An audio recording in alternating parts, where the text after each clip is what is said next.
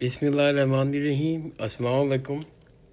اللہ تعالیٰ کے فضل و کرم سے آج ہم ایک اور پروفیسر سید محمد سلیم رحمۃ اللہ علیہ کی کتاب مغربی فلسفہ تعلیم ایک تنقیدی مطالعہ اس کا آغاز کرتے ہیں، اور یہ آج اس سلسلے میں ہماری پہلی نشست ہے، اور آج ہم انشاءاللہ صفحہ نمبر 13 سے لے کے صفحہ نمبر 18 تک کا مطالعہ کریں گے۔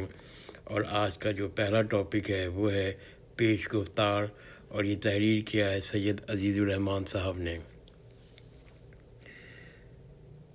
بری صغیر پاک و ہند میں ایسٹ انڈیا کمپنی کے ذریعے انگریز کی آمد سے یہاں کے تعلیمی، ثقافتی، تہذیبی اور سماجی زندگی میں جو تغیرات رونما ہوئے، اس کے مابعد اثرات سے 1947 میں سیاسی آزادی کے حصول کے باوجود بھی آج تک چھٹکارا حاصل نہیں کیا جا سکا۔ 2 صدی قبل ہم پر جن فکری اور علمی الجھنوں میں دھکیلے گئے تھے، وہ آج بھی پوری قوت کے ساتھ ہم پر سایہ لگن نظر آتے ہیں۔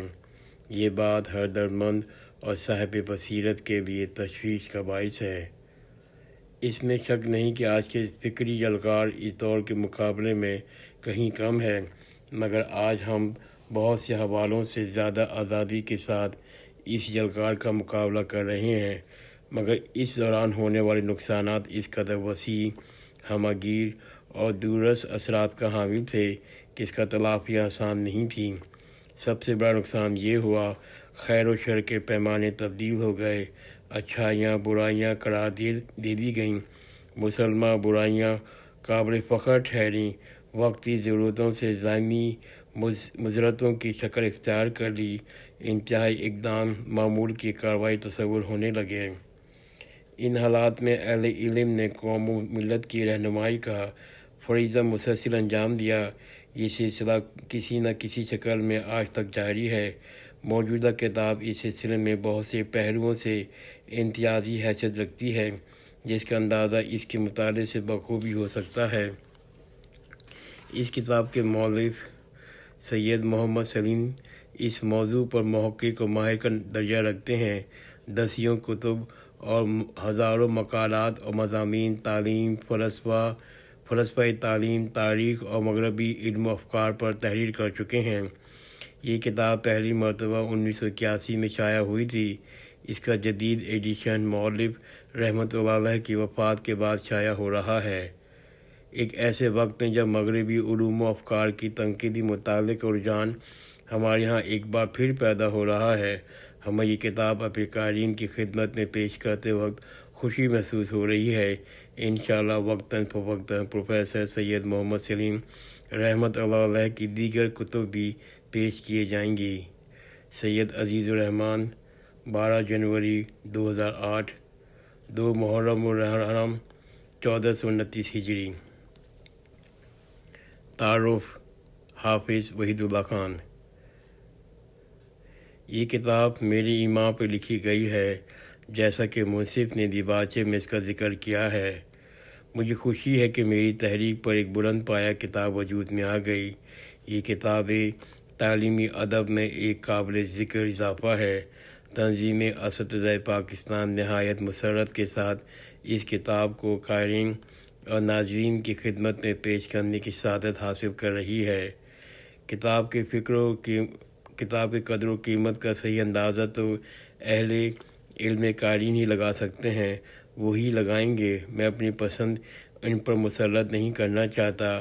البتہ ایک بات میں کہہ سکتا ہوں کہ 1 صدی سے زائد عرصہ ہوا مغربی نظام تعلیم برصغیر پاکستان، ہندوستان اور بنگلہ دیش میں رائج ہوا۔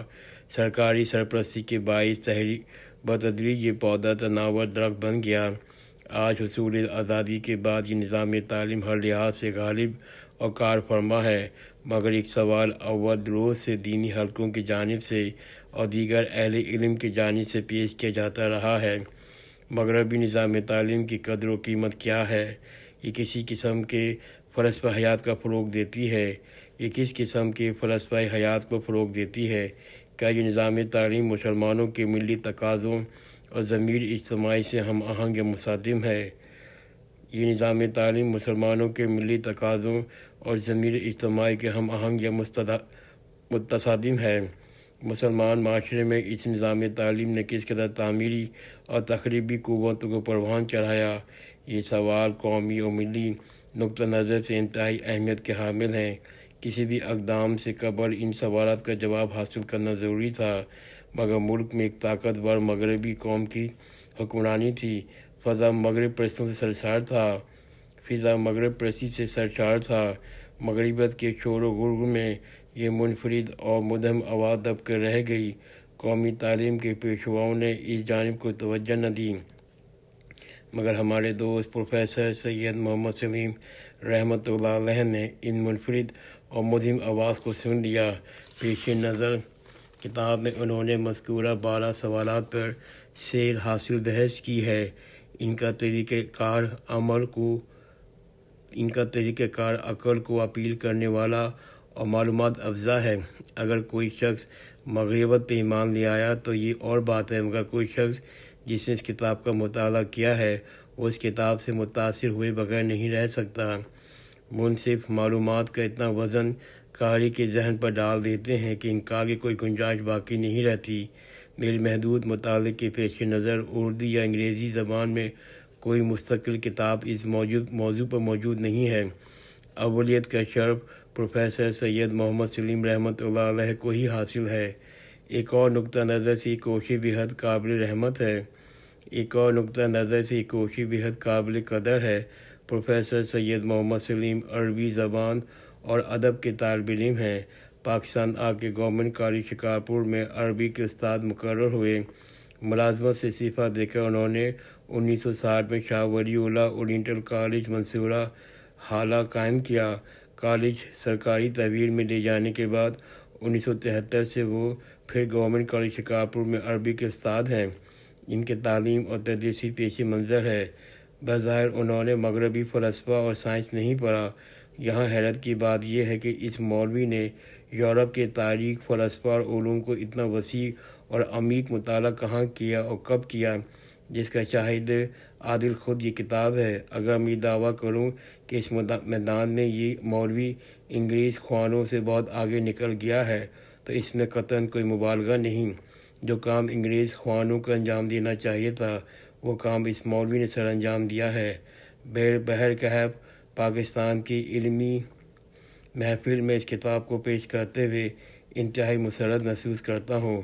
منصف علام کے مساعی جمیلہ کا صلہ میں بے نواز ربانی ہدیہ تبرک پیش کرنے سے زیادہ اور کیا دے سکتا ہوں۔ اللہ تعالیٰ ان کی کوشش قبول فرمائے۔ حافظ وحید اللہ خان، صدر تنظیم اساتذۂ پاکستان، سکھر مارچ 1981۔ حرف آغاز۔ انگریز حکومت جس قدر بر صغیر پاک و ہند میں مغربی نظام تعلیم راج کر رہی تھی، اس وقت ہی مسلمانوں کے اہل علم طبقے نے اس نظام تعلیم کی اسلامی اقدار حیات سے ناسازگاری اور تضاد کا محسوس کر لیا تھا۔ اس بنا پر ایک گروہ نے تو اس کی بالکلیہ مخالفت شروع کر دی۔ جس گروہ نے اس کو اختیار کیا اس نے بھی ضروری سمجھا کہ اول اس کے نقائص اور خامیوں کا تدارک کیا جائے، اس پر عمل کیا جائے۔ کسی نظامی کتب میں رد و بدل اور اضافے کا مشورہ دیا، کسی نے دینی مضامین کے اضافے کی سفارش کی، کسی نے دینی اور اخلاقی تربیت کو اولویت دی۔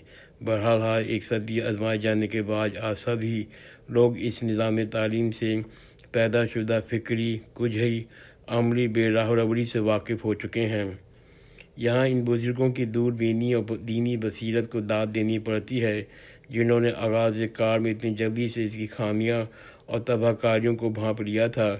ضرورت تو اس وقت اس امر کی تھی کہ مغربی نظام تعلیم کے اقدار اور مغربی معاشرے کے بنیادی افکار اور نظریات کو گہری نظر سے جائزہ لیا جاتا، ان افکار و نظریات کی حقیقی قدر و قیمت متعین کر کے اس کی صحت پر یا سقم پر حکم لگایا جاتا۔ لیکن جن حالات میں یہ بزرگ نبر و آزما تھے، جو وسائل تفہیم ان کو میسر تھی، وہ حالات اس قسم کی دقیقہ سنجی کے لیے سازگار نہیں تھے، نہ وہ وسائل ان کی مہم کے لیے کافی تھے۔ ضرورت اعلی حالیہ باقی رہی، زبان آل سے تقاضا کرتی رہی کہ اس علمی خلا کو پورا کیا جائے۔ حیرت ہے مجھ جیسا کوہتہ دست اور بے سواد نامعلوم سنگلاخ وادی کی راہ پر کیسے آمادہ ہو گیا۔ بہرحال پیش نظر کتاب اس میں اس خلا کو پورا کرنے کے لیے ایک کوشش کی گئی ہے۔ مجھے اپنی کوتاہ دستی اور نارسائی کو پوری طرح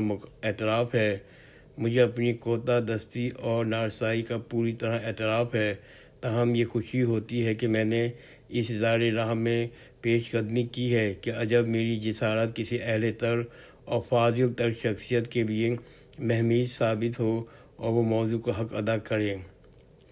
اس کتاب کی